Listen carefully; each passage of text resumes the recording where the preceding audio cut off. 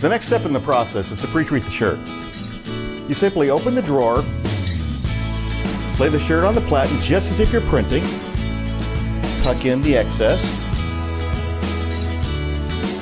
and close the drawer. To pre-treat the shirt, we push the start button. It just takes a few seconds to pre-treat it.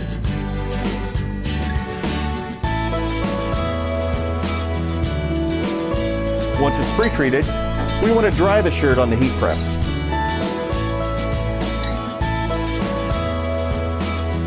We're going to use silicone paper to protect the heating element. The heat press is set at 330 degrees. We want to use heavy pressure when we do this as well. The drying process normally takes 20 to 30 seconds. We need the shirt to be completely dry in the print area.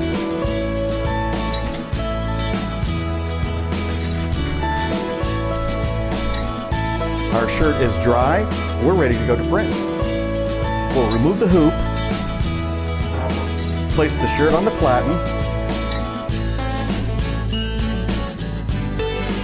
You want to check the sides to make sure that it's square on the platen. Replace the hoop, and we're ready to print.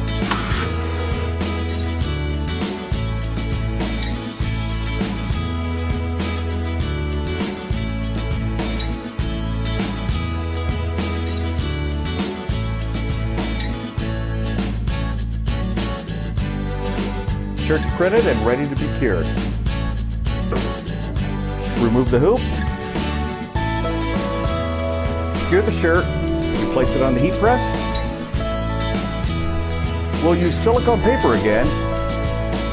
We're going to cure for 90 seconds with a dark shirt with white ink. We're set at 330 degrees with light pressure.